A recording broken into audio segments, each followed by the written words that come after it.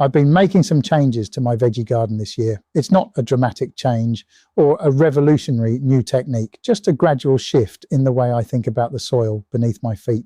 For many years, I've done what most organic gardeners do. I've made compost, spread it, weeded beds, and generally tried to keep things looking tidy.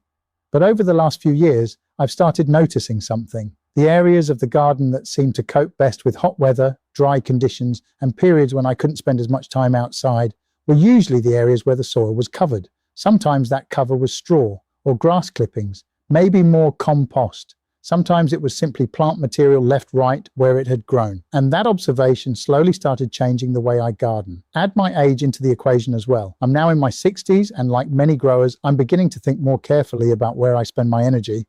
And my recent gout flare-up reinforced that I need to make changes if I want to continue to garden. When your mobility is restricted, even temporarily, you quickly begin looking for ways to reduce unnecessary work. And that led me back to mulching. As I walk around the garden today, you'll see that different beds are mulched in different ways. So let's go for a wander around the veg patch, and I will show you some examples of what I have been up to and how it has made life a little easier. I want to show you how easy it can be using mulching as a way of creating a vegetable bed. So let's just have a look at this. Now here, this is dill. I had this growing in the greenhouse, but the lady of the house said, no, I'm going to put it outside. Okay, so she's done that, and I just have this bed growing wildflowers. So you can see we've got some corn flowers there. That tall thing in the background there, that is actually a fennel plant. It's been there for 4 years. So I just leave it. It's all right for the pollinators, but you know, that's about it really. But anyway, if I wanted to turn this into a vegetable bed, the first thing I'd do is I'd cut this all down. I'd probably trim it, maybe use a long handled hedge trimmer to get the bulk of it down. And if you look, you know, we've got flower seeds appearing on these poppies. So I wouldn't really want that on the ground. I'd want to get rid of that, perhaps in the compost, kill off the seeds if it's at the right temperature. But anyway, get that cut right down, and if you look in here, that is quite a lot of organic matter in there already. This is one of the original no-dig beds that I started 5 or 6 years ago. So if I would, you know, if I wanted just to pull this out, it's quite easy to do. But anyway, let's assume that's not the case. So we cut this all down, get it as close to the ground as possible, and then we end up with this. So after about a week, you then begin to see what's going on. I then use this cultivator, and I go through it by drawing this through the bed. It's going to bring up any roots that I've got from perennial weeds. There's, you know, there's a good example there. And then all these annuals, I'm not so fussed, because they won't last very long if you just run this cultivator through, and they'll dry off in the summer sun, and then they might dry off again.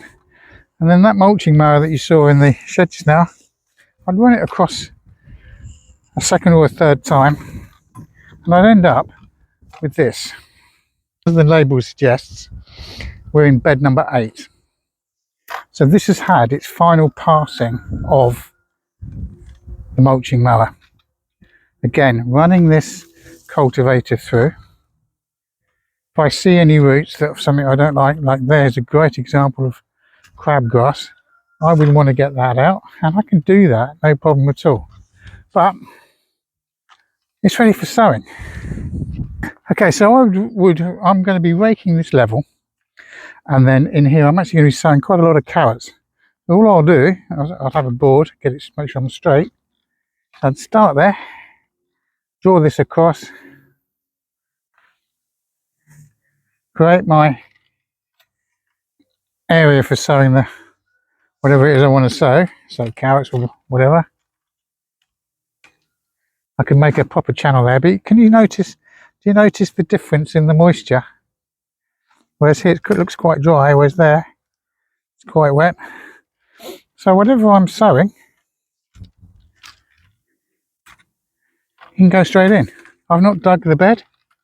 I would cover it over and off she goes.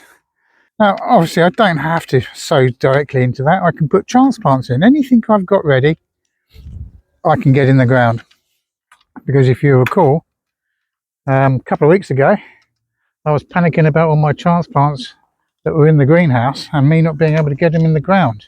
Well, we've got the brassicas in,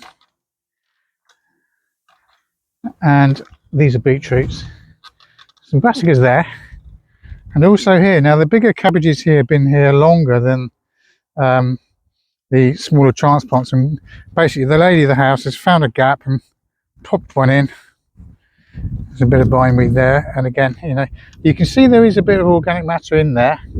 And also as we go a bit further down, we've got the first cropping of purslane for the season coming through here.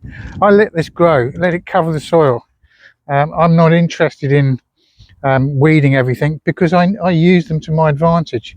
Same with these poppies on the side here. It attracts the pollinators. When the flowers go, I'll take them out. Let's head over to where I've got the tomatoes. Okay, so there's the one set of tomatoes. We are in, where are we? 8, 9. We're in bed 12. And here we've got the tomatoes, 2 different varieties. And we've also got some red peppers in this side. And you'll notice that I've put a mulch down. 2 reasons, as we've already mentioned. Keep the moisture in the soil and keep the weeds down, so they don't go too mad. And then next to that, we've got another bed of tomatoes. This bed of tomatoes looks completely different to the other one we've just been looking at. All this growth you can see on here is a plant called red root amaranth. It is edible, but it's not very pleasant to eat, to be honest. And all I've done is I've hoed it off. Got some more peppers here. I'm just going to leave it for a couple of days to dry out right the way through there. So it's adding more organic matter to the ground, and then I'll put a layer of the sheep manure and straw onto the top. 2 reasons for that. Again, it's the same principle for the mulching side of things, but I'm using the sheep manure because it's full of potassium phosphorus, which fruit bearing plants love. So peppers and tomatoes, it's the best feed you can give it, the best type of compost you can give it. Finally, another example of mulching of the strawberry beds. And what happens here is that again, if there's any weeds that we pull up, we just drop them back down onto the ground. And then come the autumn or the winter, we work out what runners we're going to keep, and then very late in the season, just as they're about to die back, I'll run the mower across there on a very high setting, give them a little bit of a trim. All the cuttings go back into the ground, feeding the soil throughout the winter, ready for the following year. That's all they get. They will get a sprinkling of dried sheep manure pellets, organic obviously, once a year. And that's it. And away you go. Now, let's get back to the pavilion, have a bit of a sit down. We'll carry on chatting about mulching. I hope that tour gave you some insight into what I have changed here, not only to make life easier for me, but also to work with nature rather than against it. Keeping track of all these different mulching trials can be a bit of a puzzle, especially as I try to step back and observe more. And that's actually why you might have noticed the numbers on my beds during the tour. I use them to log my daily observations in the app I've been using this season. It's been a massive help for keeping track of what works where and gently reminding me of the little things my memory tries to drop. If you want to see if it can help organize your own garden diary, there's a link down in the description below. But whether you use an app or a paper notebook, the key is paying attention. For years, gardeners have been told that bare soil is a sign of good management. I'm no longer convinced and haven't been for a while now. Nature rarely leaves soil bare. Visit a woodland and the ground is covered. Walk through a meadow and the soil is covered. Even in neglected spaces, plants quickly move in to protect the ground. The more I observe nature, the more I find myself asking whether bare soil is something we have created rather than something nature intended. One thing I have certainly noticed is the difference in temperature. On a hot summer day, bare soil can become surprisingly warm. Mulched soil remains noticeably cooler. It also seems to stay moist for longer. Last year, during periods of extreme heat, that became increasingly important. The mulch acts almost like insulation. It shields the soil from direct sunlight, reduces moisture loss, and creates a more stable environment for the life below the surface. And that's another reason I'm becoming more interested in mulching. I'm not really feeding plants, I'm feeding the soil. Or perhaps more accurately, I'm feeding the organisms that live within it. Earthworms, fungi, bacteria, and countless other creatures all need organic matter. Every layer of mulch is effectively future food for that underground workforce. If you watched my last video, you'll remember how obsessed Charles Darwin was with these subterranean creatures. He showed us how earthworms are constantly pulling organic matter down into the dark, acting as nature's ultimate soil builders. By mulching, we are simply giving Darwin's favourite workers the raw materials they need to do their job. Over time, the material breaks down and becomes part of the soil itself. That's why you'll often see me using what I already have available: grass clippings, spent crops, soft annual weeds, plant trimmings, material that in previous years might have gone elsewhere. Now I'm increasingly inclined to leave it where it can continue serving a purpose. That doesn't mean everything gets used. There are still some weeds I remove completely. Anything likely to spread aggressively or cause problems later gets dealt with differently. Likewise, I avoid using diseased material around healthy crops, but much of what we traditionally think of as waste can become a valuable resource. The other benefit is one that many older gardeners will understand immediately: less weeding. Not no weeding, but less. By covering the soil, many weed seeds simply never get the opportunity they need to germinate successfully. That means less bending, less hoeing, and less time spent fighting nature. Instead, I feel as though I'm beginning to work alongside it. Now, I'm not presenting this as the perfect system. I'm still learning. Some beds are performing better than others. Some materials break down faster than expected. Some areas probably need thicker layers, and there will undoubtedly be lessons waiting for me later in the season. But that's part of what this diary is about: observing, experimenting, learning, then sharing what happens.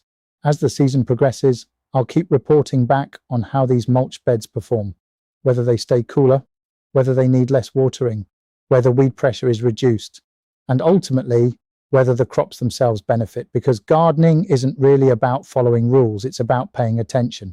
And at the moment, what the garden seems to be telling me is quite simple: the more I cover the soil, the happier it appears to be. Thanks for watching, and in our next video, we will be looking at building a kind of air conditioning system for the garden. Is that even possible? I reckon so tune in to find out more. And if you missed the Darwin video, here's a link to that. I will see you again very soon.